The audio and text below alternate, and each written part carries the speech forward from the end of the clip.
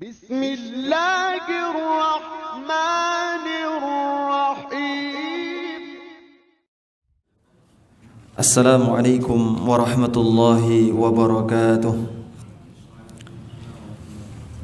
إن الحمد لله نحمده ونستعينه ونستغفره ونعوذ بالله من شرور أنفسنا ومن سيئات أعمالنا.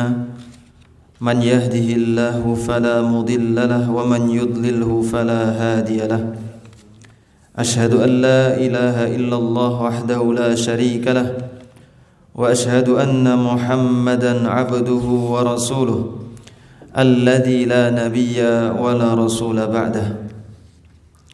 Kaum muslimin yang dirahmati oleh Allah Subhanahu wa taala, segala puji kita haturkan kehadirat Allah yang telah memberikan kepada kita nikmat berupa keimanan dan juga keislaman. Begitupun Allah Azza wa Jalla memberikan kita taufik untuk senantiasa berusaha untuk istiqamah di atas jalan Allah Subhanahu wa taala. Istiqamah di atas sunnah-sunnah Rasulullah sallallahu alaihi wasallam. Karena tidak ada nikmat yang lebih agung dari Allah Azza wa Jalla melebihi nikmat kita bisa istiqamah di atas jalan Allah Subhanahu wa taala. Suatu ketika Rasulullah sallallahu alaihi wasallam dimintai nasihat oleh seorang sahabatnya. Kata sahabatnya, "Ya Rasulullah, berikan aku satu wasiat yang mana ketika engkau atau ketika aku sudah mendapatkan nasihat wasiat tadi darimu, aku enggak butuh dengan nasihat yang lainnya." Kata Rasulullah sallallahu alaihi wasallam, "Istaqim, qul amantu billah tsumma istaqim." Katakan aku beriman kepada Allah, yakni mengimani Allah, masuk ke dalam agama Islam, tsumma istaqim, kemudian istiqomahlah di atas jalan tadi. Karena bukan urusan kita ini melaksanakan semua hal yang diwajibkan, semua hal yang disunnahkan, mungkin enggak akan bisa. Yang bisa kita upayakan adalah kita senantiasa istiqomah di atas jalan Allah Subhanahu wa taala. Yang harapannya nantinya di akhir hayat kita itu dalam kondisi kita tengah berjuang mengondisikan diri kita agar tetap di atas jalan Allah Subhanahu wa taala. Kemudian salawat serta salam semoga terlimpah kepada baginda yang mulia Muhammad sallallahu alaihi wasallam yang telah memberikan semua pelajaran, yang telah menyampaikan semua risalah dari Allah Azza wa Jalla, yang dengannya agama Islam ini menjadi sempurna, yang tidak lagi perlu kita tambah-tambah dan juga tidak perlu untuk kita kurangi. Kaum muslimin dirahmati oleh Allah Subhanahu wa taala, di antara bentuk maha pemurahnya Allah Azza wa Jalla, hikmahnya Allah Azza wa Jalla, bijaksananya Allah Azza wa Jalla adalah Allah menetapkan sebuah kaidah yang dengannya hidup manusia itu menjadi lebih santai, lebih tenang. Yang mana para ulama menjelaskan di antara kaidah yang dijelaskan dalam syariat Islam adalah al-aslu fil asya'i al-ibahah. Hukum asal dari segala sesuatu selain ibadah, mau muamalah, mau akad, terus kemudian mau segala hal, baik makanan maupun minuman, hukum asalnya adalah diperbolehkan. Illa idza dallat dalil, kecuali kalau ada dalil yang menunjukkan ala tahrimihi, yang menunjukkan akan keharaman sesuatu tadi. Ini bentuk pemurahnya Allah Azza wa Jalla. Andai saja kaidah tadi dibalik, yaitu untuk urusan ibadah kita harus butuh dalil supaya bisa mengerjakan ibadah, alias ditaruh di bagian-bagian duniawi, yaitu kita enggak boleh mengerjakan semua amalan duniawi kecuali yang ada dalilnya. Maka betapa susahnya kita hidup sebagai seorang manusia. Tapi Allah menetapkan kaidah yang jelas, kaidah yang mudah bagi manusia, yaitu hukum asal segala sesuatu adalah diperbolehkan. Setiap pekerjaan diperbolehkan, setiap muamalah diperbolehkan, setiap akad diperbolehkan, kecuali kalau ada dalil yang mengharamkan. Ini menunjukkan dalil yang mengharamkan sebuah akad, sebuah muamalah itu tidak akan sebanyak muamalah dan juga akad yang diperbolehkan oleh Allah Subhanahu wa taala. Makanya kalau orang kok bilang dikit-dikit diharamkan, bukan dikit-dikit yang diharamkan, tapi yang diharamkan ini cuma sedikit. Enggak banyak-banyak. Jadi kalau ada orang bilang dikit-dikit diharamkan, enggak, ini cuma sedikit yang diharamkan. Apa yang Allah haramkan dari sebuah akad muamalah? Cuma ribanya yang enggak boleh. Cuma ribanya. Akad lainnya boleh. Jenengan untung dari berdagang 70% dari margin, enggak ada masalah. Tapi kalau itu diambil dari hutang, akad hutang piutang, maka itu yang jadi masalah. Tapi ala kulli hal kaum muslimin rahmati oleh Allah Subhanahu wa taala, itu bentuk bijaksananya Allah Subhanahu wa taala. Karena kalau dibalik tadi, manusia akan kesusahan menjalani kehidupan sehari-harinya. Dan pada malam hari ini kita enggak akan mengupas banyak atau detail riba itu yang seperti ini, enggak. Tapi kita akan bahas tentang bagaimana dosa riba itu merupakan dosa besar sisi Allah Subhanahu wa taala. Suatu ketika dikatakan oleh Syekh Az-Zarnuji rahimahullah taala dalam kitab beliau Ta'limul Muta'allim, beliau mengutip sebuah kalimat dari Abu Hanifah rahimahullah taala. Ketika ditanya, "Kenapa engkau tidak menulis kitab tentang masalah zuhud?" Karena pada masa itu kitab yang membahas tentang masalah zuhud di tahun-tahun awal 100 Hijriyah itu begitu banyak. Ada zuhud li Ibnul Mubarak, ada zuhud Imam Ahmad rahimahullah ta'ala, dan zuhud dari kitab-kitab yang lainnya bahas tentang masalah zuhud. Ditanya Abu Hanifah, kenapa engkau enggak bahas tentang masalah zuhud? Maka Abu Hanifah mengatakan, qad sannaftu kitaban fil halali wal haram. Aku sudah menulis kitab yang isinya tentang pembahasan halal dan juga haram. Karena seorang tahu tentang halal dan haramnya sebuah muamalah, maka ini merupakan kebaikan bagi orang tersebut sehingga dia bisa menjauhkan dirinya dari perkara yang diharamkan oleh Allah Subhanahu wa taala. Dan hukumnya menjadi wajib bagi orang yang bermuamalah dengan muamalah tersebut. Para pedagang yang mau jual barangnya di marketplace, maka wajib hukumnya untuk mempelajari hukum bagaimana muamalah di marketplace. Ketika seorang hendak ke pasar untuk berjualan, maka dia wajib untuk belajar bagaimana muamalah yang dihalalkan atau diharamkan oleh Allah Subhanahu wa taala ketika di pasar dan lain sebagainya. Maka sikap seorang muslim ketika dia tahu masalah halal dan haram ini merupakan sikap zuhud bagi dirinya, yaitu dia bisa menghindarkan dirinya sejauh mungkin dari perkara-perkara yang diharamkan oleh Allah Subhanahu wa taala. Karena rezeki yang halal ini termasuk rezeki yang diminta oleh Nabiullah Muhammad SAW.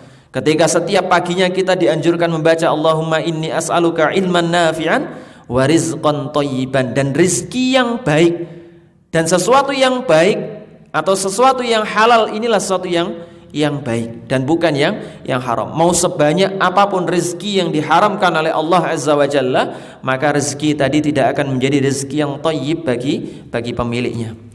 Baik, kaum muslimin dirahmati oleh Allah Subhanahu wa taala.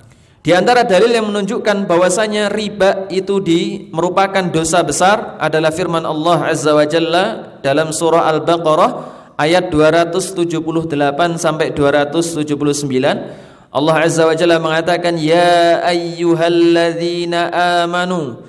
Kata Allah Azza wa Jalla, hai orang-orang yang beriman.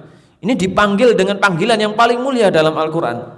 Kata para ulama, tidak ada panggilan yang lebih lembut, panggilan yang lebih baik dari Allah Azza wa Jalla untuk manusia atau hamba-hambanya, melainkan ketika Allah mengundang atau memanggil hambanya dengan panggilan ya ayyuhalladzina amanu, wahai orang-orang yang beriman, ittaqullah, bertakwalah engkau kepada Allah Azza wa Jalla, wadharu ma baqiya minar riba, dan tinggalkanlah sisa riba yang belum dipungut jika kalian termasuk di antara orang-orang yang beriman kepada Allah Subhanahu wa taala. Dalam ayat ini, di ayat 278, Allah Azza wa Jalla menegaskan bahwasanya keimanan seorang hamba menjadi semakin sempurna kalau dia meninggalkan harta riba.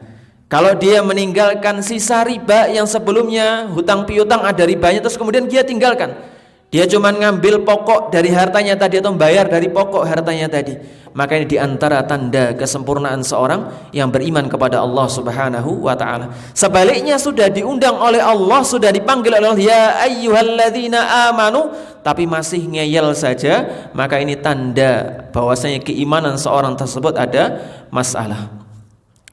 Kemudian kata Allah Azza wa Jalla, fa illam taf'alu, kalau kalian tidak mengerjakan apa yang Allah serukan tadi, fa'dzanu biharbim minallahi wa rasulih, maka kata Allah Azza wa Jalla, ketahuilah bahwa Allah dan Rasulnya akan memerangi kalian. Kita ini punya apa ya ikhwas sekalian? Kita enggak punya apa-apa sama sekali. Kita ini hamba yang lemah. Kalau Allah mengumandangkan perang kepada kita, apa yang kita perbuat? Harta kita enggak akan diberkahi oleh Allah Subhanahu wa taala. Sesuatu yang kita hasilkan dari riba tidak akan diberkahi oleh Allah Azza wa Jalla. Sesuatu yang mungkin banyak segunung di dunia ini kita hasilkan, kita makan, kita nikmati, tapi nanti di akhirat justru mencelakakan kita. Dan kita mengundang perang atau mengumumkan perang ketika kita mengerjakan perbuatan riba tadi atau memakan harta riba. Kata Syekh Sa'di rahimahullah ta'ala, beliau mengatakan, wa amma man lam yanzajir bimau'izatillah, siapa saja yang tidak gubris dengan mau'izah dari Allah Azza wa Jalla, wa lam yaqbal nasihatahu, dan tidak menerima nasihat tersebut, fa innahu mustaqin li rabbih, maka dia menentang Rabbnya, muharibun lahu, dan dia memerangi Allah Azza wa Jalla. Maka bayangkan, kita berperang kepada Allah ini ada kemungkinan menang atau tidak? Gak ada sama sekali. Pasti kalah, pasti binasa, pasti hancur lebur. Karena kita menantang zat yang maha kuasa, zat yang maha agung, zat yang maha perkasa. Sehingga kalau dikatakan kok riba ini halal, kok riba dikit-dikit haram, dikit-dikit haram, yang bilang haram bukan kita. Yang bilang haram adalah zat yang menciptakan kita. Dan yang Allah haramkan dari semua perkara dunia cuma sedikit sekali. Dari sekian macam jenis transaksi jual beli, yang diharamkan cuma ribanya misalnya. Yang diharamkan sesuatu yang pasti mengandung kezaliman, baik bagi orang satu pihak A maupun pihak B yang bertransaksi dengan pihak A. Riba itu siapa yang dirugikan? Orang yang berhutang. Jadi orang yang memiliki hutang dengan riba, maka dia akan dizalimi dengan transaksi ribanya. Meskipun di awal dia bilang sama-sama ridho, tapi ketika ditagih buktinya apa? Mangkir sana sini. Kenapa? Ya karena merasa dirugikan. Taib. Kaum muslimin dirahmati oleh Allah Subhanahu wa taala, dan perlu diingat bahwasanya riba ini bukan urusan jumlah atau nominalnya.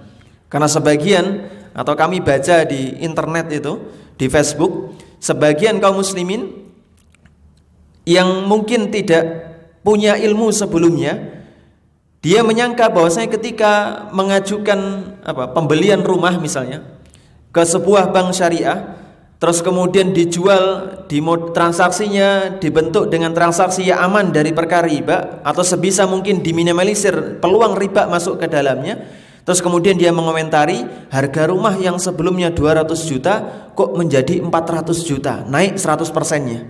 Oh, ini bank syariah atau bank konvensional. Nah, mereka mendasarkan kata riba dan bukan riba hanya sebatas pada nominal margin yang dihasilkan dari sebelum dia berhutang ke bank dengan ketika bank tadi menghutangi rumahnya. Padahal riba itu bukan urusan nominalnya.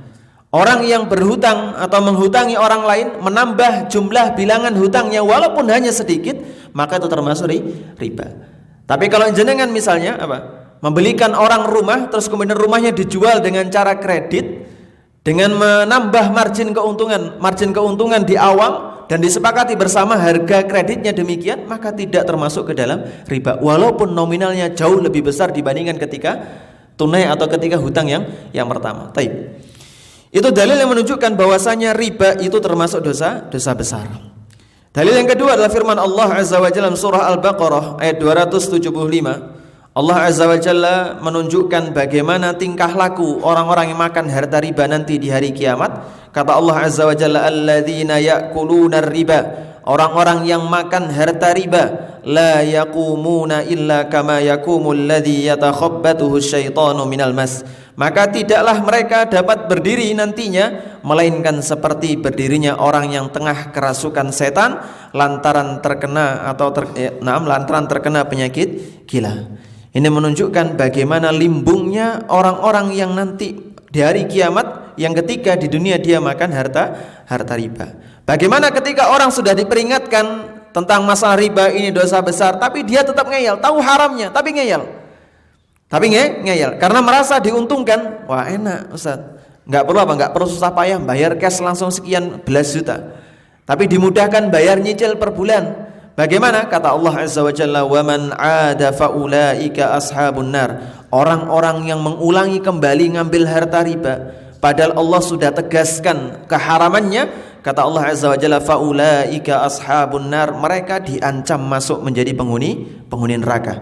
Hum fiha khalidun, bahkan berpotensi mereka kekal selama-lamanya dalam neraka kalau mereka menghalalkan apa yang Allah Azza wa Jalla haramkan. Jadi sudah dikasih peringatan, Ustadz sudah ngasih wejangan, nasihat dan lain sebagainya, kita tetap ngeyel. Wah enak kok, mudah, nggak harus bayar belasan juta per bulan, cuman bayar sejuta dan lain sebagainya. Terlebih di zaman ini, orang dengan uang 500.000 sudah bawa pulang motor dan juga mobil.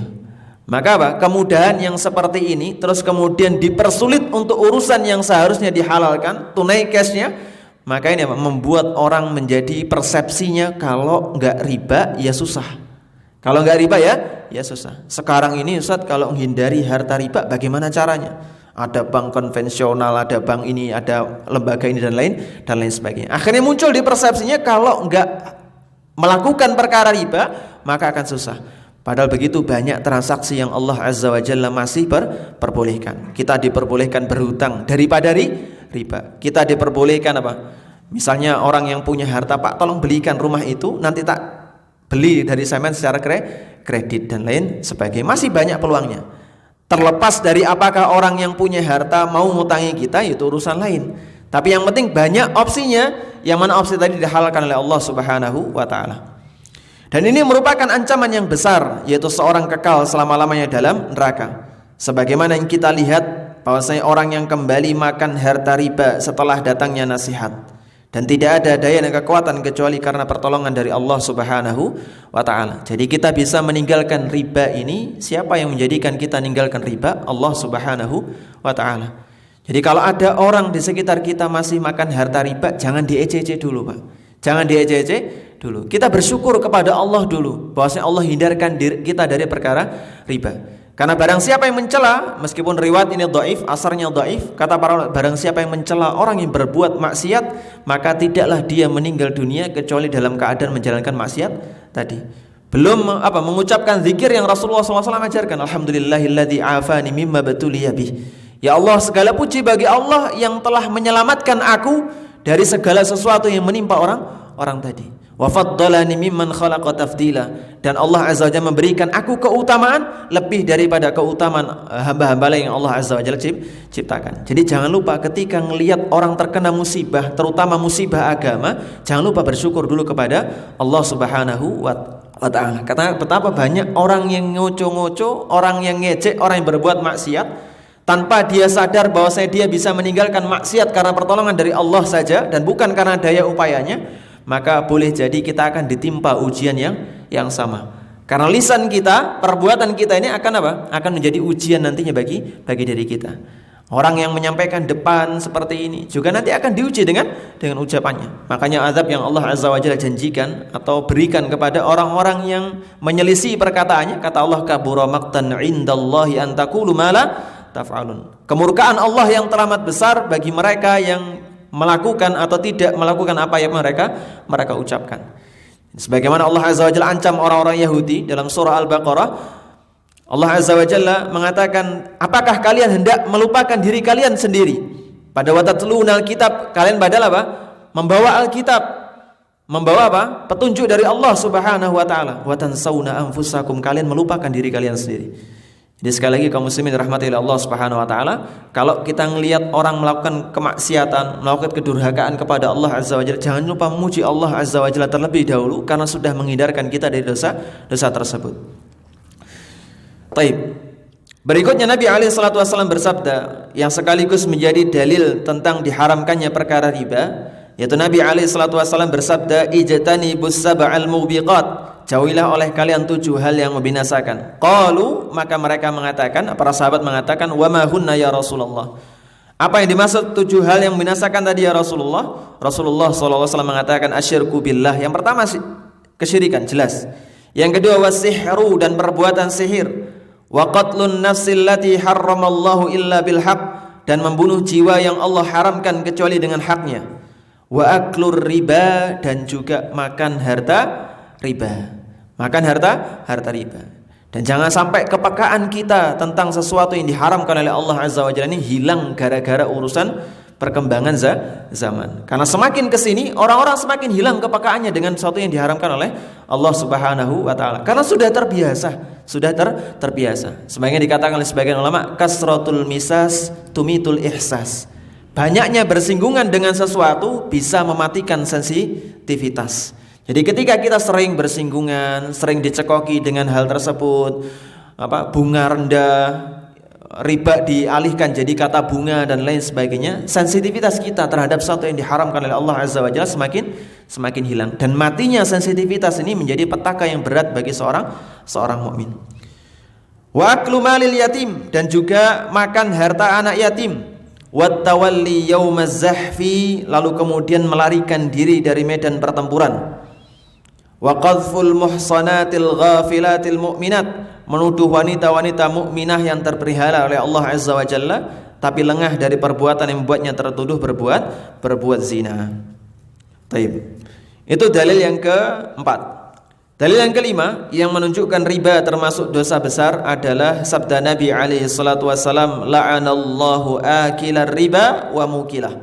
Allah Azza wa Jalla melaknat orang-orang yang makan harta riba dan orang-orang yang memberikannya. Orang-orang yang memberikannya.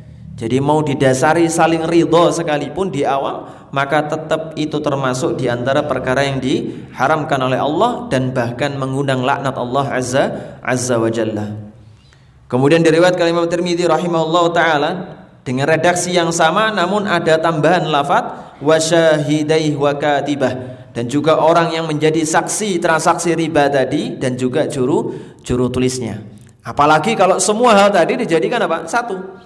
Orang yang jadi saksi, orang yang jadi juru tulis riba, dan orang yang orang yang ngasih harta riba kepada orang, dikumpulkan semua dosanya jadi satu. Maka dosanya semakin besar. Karena semakin besar keterlibatan seorang dalam perbuatan yang diharamkan oleh Allah Azza wa Jalla, maka semakin besar pula dosanya di hadapan Allah Subhanahu wa taala. Kemudian Nabi alaihi salatu wasallam bersabda, akilur riba wa mukiluh wa katibuh idza alimu dzalik mal'unun. Orang-orang yang makan harta riba dan orang yang memberikan harta riba, kemudian juru tulisnya apabila mereka faham tentang hal tersebut, tahu tentang hal tersebut, maka mereka terlaknat ala lisani Muhammadin sallallahu alaihi wasallam yaumil qiyamah. Di hari kiamat mereka terlaknat melalui lisan Nabi Muhammad alaihi salatu wassalam. Taib, kaum muslimin dirahmati oleh Allah Subhanahu wa taala, dan Allah Azza wa Jalla sudah menegaskan kaum muslimin bahwa wa halallahu al-bai'a wa harrama riba. Allah itu menghalalkan jual beli, yang diharamkan cuman ribanya. Dan diharamkan tadi sebagaimana kita singgung cuman sedikit dari perkara muamalah kita, transaksi sehari-hari kita. Maka kalau kita berdalih berdalih enggak ada lagi transaksi yang dihalalkan, banyak transaksi yang dihalalkan. Yang kurang adalah kesabaran kita untuk mendapatkan yang dihalalkan oleh Allah Subhanahu wa taala. Orang itu misalnya beli kendaraan bermotor, terus kemudian dia rela untuk riba di awal. Sebenarnya apa yang menjadikan dia riba di awal bukan masalah kemampuan dia belinya. Buktinya dia mampu nyelengin uang 1 juta setiap bulan sampai sekian tahun, 3 tahun. Untuk apa? Untuk beli satu motor yang baru. Nah, andaikan dia tadi sedikit bersabar saja untuk 3 tahun ke depan nyelengin 1 juta, dia akan dapat motor yang statusnya lebih bagus dan juga lebih baru. Jadi bukan masalah ribanya, yang jadi masalah kesabaran kita untuk mendapatkan dihalalkan oleh Allah Subhanahu wa taala. Karena setiap dari kita ini mengalami ujian yang berbeda-beda. Ada orang yang tidak kuat dengan ujian wanita, ujian lawan jenis.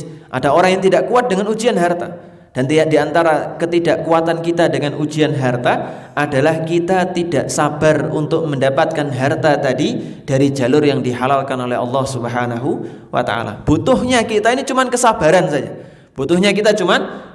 saja. Taat kepada Allah butuh kesabaran. Meninggalkan diharamkan oleh Allah juga butuh kesabaran. Jadi kalau ini susah, ya susah. Namanya juga pengen surga, enggak mungkin mudah. Kata Nabi alaihi salatu wasallam, wa hujibatil jannah. Surga itu dikelilingi bil makarih, dengan sesuatu yang nafsu kita benci. Orang-orang pada punya motor baru, Ustaz. Saya enggak punya motor baru, motornya butut. Ya alhamdulillah, sabar saja. Sabar. Kita lebih baik bersabar ketika apa? Ketika di dunia nggak punya motor baru daripada nanti bersabar di hari kiamat. Kita nggak mungkin bisa bersabar dengan azab Allah Subhanahu wa taala. Tapi kita masih bisa bersabar ketika kita ada di dunia. Demikian, semoga Allah Azza wa Jalla memberikan manfaat dan juga taufik bagi kita agar kita bisa menghindari dosa riba dan juga sejauh-jauh mungkin dihindarkan dari orang-orang yang mengajak kita kepada riba. Karena melalui HP kita ini sekarang kita bisa apa? Banyak sekali pinjaman online. Maka kita semoga Allah Azza wa Jalla menghindarkan kita dari hal tersebut. Karena kemudahan untuk mendapatkan hal yang diharamkan itu juga butuh kesabaran untuk menghindarinya. Taib. Wassallallahu ala nabiyyina Muhammad. Alhamdulillahirabbil alamin. Jika ada pertanyaan yang berkaitan, mohon jangan susah nanti pertanyaan nggih.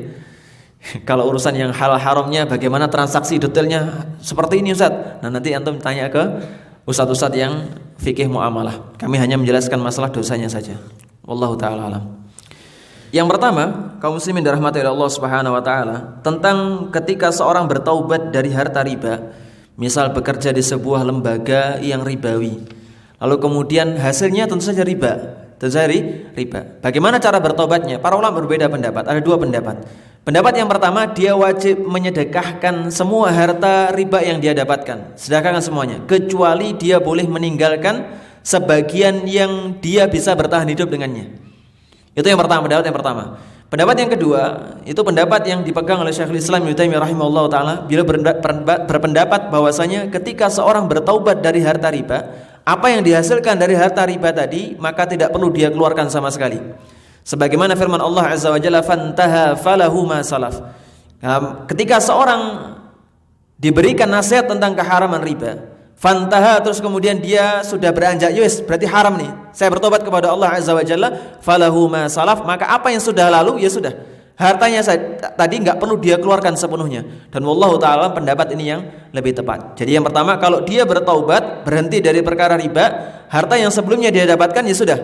Adapun yang masih berjalan, misalnya dia punya piutang kepada orang lain, maka dia harus segera membereskan. Nggak boleh, nggak apa-apa ini masih utang yang lama, nggak boleh. Jadi langsung dibereskan semua, selesaikan semuanya. Tapi harta yang dihasilkan, rumahnya dan lain sebagainya, maka halal bagi dia. Ini pendapat Syekhul Islam Ibnu Taimiyah rahimahullah taala. Itu yang pertama. Yang kedua, orang-orang yang sudah tahu hukum haramnya riba, lalu kemudian dia tidak berhenti dengannya, maka bagaimana dosanya? Kalau dia tidak berhentinya, ya karena hawa nafsunya dia sadar akan keharamannya, maka dosanya lebih besar dibandingkan ketika dia tidak tahu, lalu kemudian dia belum berhenti. Jadi orang yang sudah tahu hukum haramnya sesuatu dan dia tetap ngeyel untuk mengerjakannya karena hawa nafsunya, maka dosanya lebih besar dibandingkan dosa orang yang tidak tahu hukumnya sama sekali. Itu yang kedua. Wallahu ta'ala alam. Demikian. Pertanyaan pertama, pernah disampaikan oleh Ustadz dengan manhaj yang sama ketika ditanya saat menjadi pembimbing umrah, bagaimana hukum membeli rumah karena harganya mahal banget 1,2 miliar. Jadi kalau cash tidak ada uang. Lalu Ustadz bertanya, apa sudah dicoba beberapa cara sebelumnya selain dari bank maksudnya yang sesuai syariat? Dijawab tidak ada, sudah coba. Lalu kata Ustadz, ya tidak apa-apa jika sudah berusaha dulu. Taib. Diperbolehkannya seseorang mengerjakan sesuatu yang diharamkan atau ngambil opsi yang diharamkan oleh Allah Azza wa Jalla itu hanya ketika dia dalam kondisi darurah.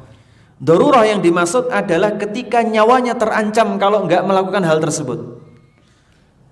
Nyawanya terancam kalau tidak melakukan hal tersebut. Misal seorang ke tengah hutan enggak punya bekal makanan, kehilangan bekal makanan, yang ada di depannya seonggok daging yang jelas-jelas daging babi hutan misalnya.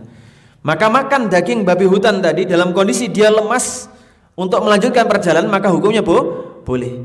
Tapi kalau ngiris dagingnya kembali dibuat bekal di tas, ini enggak boleh. Jadi yang pertama boleh karena darurah, karena ada uzur di sana. Ketika uzur tadi hilang, maka hilang pula apa? Hilang pula status diperbolehkan dia makan daging. Dan orang-orang ini dan memiliki rumah yang harganya 1,2 M itu bukan darurat sama sekali. Dan semoga Allah Azza wa Jalla mengampuni kita semua dari pendapat yang membolehkan hal tersebut. Jadi daripada kita berusaha beli rumah 1,2 M, Mending itu buat ngontrak rumah 10 juta di Jember itu sudah berapa tahun kita? Sudah 100 bulan mungkin ya. 100 tahun mungkin ya. 100 tahun. Alhamdulillah. Sudah 100 tahun. Sudah 120 tahun kita bisa ngontrak rumah. Jadi sekali lagi, memiliki rumah bukan hal yang darurat, apalagi rumahnya yang mahal. Jadi kalau misalnya jenengan punya uang, saya yakin kalau rumah harga 1,2 M, maka katakanlah apa yang kita keluarkan pertama kali, apa sebutannya nggih? DP-nya nggih? DP-nya minimal paling 20% nggih. 20%. Dan enggak mungkin kita bisa punya rumah 1,2 M kecuali dengan jaminan yang jauh lebih besar asetnya dibandingkan 1,2 M. Jadi ini agak, kalau menurut kami ini tidak darurat sama sekali, tidak darurat sama sekali. Maka yang kita bisa, yang pertama bertakwa kepada Allah Azza wa Jalla, yang kedua mencukupkan diri dengan hal yang dihalalkan walaupun kelihatannya sederhana. Jadi pendapat tadi wallahu taala tidak tepat. Semoga Allah Azza wa Jalla mengampuni kita semuanya. Kemudian bagaimana status rumah yang dibeli dari hasil KPR, pinjaman dari bank riba ketika sudah lunas? Sebagaimana yang kita sebutkan tadi, kalau sudah lunas ya sudah, hartanya halal. Karena yang diharamkan bukan harta, bukan rumahnya, yang diharamkan adalah apa? Transaksinya. Jadi ketika di tengah-tengah transaksi KPR 15 tahun misalnya, milih 15 tahun, kita sadar di tahun ke-7. Mau enggak mau ya hutangnya dilunasi. Bagaimana cara bertaubat? Ya sudah, lunasi hutangnya. Entah rumahnya dijual terus kemudian dibuat bayar KPR-nya, atau bagaimana caranya supaya segera lunas hutangnya. Apakah rumah tersebut tetap haram atau sudah jadi halal? Ya sudah jadi halal. Transaksinya diharamkan oleh Allah Azza wa Jalla dan segera bertaubat kepada Allah. Jika rumahnya halal artinya udah enggak apa-apa. Jika rumahnya tetap haram apakah harus dijual lagi? Enggak harus. Sebagaimana yang disebutkan Syekhul Islam Ibnu Taimiyah rahimahullahu taala tadi. Itu apa? Ketika sudah datang nasihat, lalu fantaha, dia mengindahkan nasihat tadi, nurut nasihat tadi, falahu ma salaf, maka apa yang sudah lalu ya bagi dirinya. Wallahu taala alam. Ada lagi pertanyaan? Ya, masalahnya kita enggak tahu, Ibu. Kita enggak tahu kapan kita meninggal. Kapan kita menghadap Allah Subhanahu wa taala. Kalau kita tahu, oh antum bagian umurnya masih kurang 70 tahun lagi, wah enggak apa-apa ini. Masih ada kesempatan apa? Ngambil KPR 15 tahun, 20 tahun, sisa umurnya 50 tahun, itu apa? Itu kita bisa bertaubat kepada Allah. Tapi masalahnya kita enggak tahu. Dan yang kedua, taubat kita ini belum tentu diterima oleh Allah Subhanahu wa taala.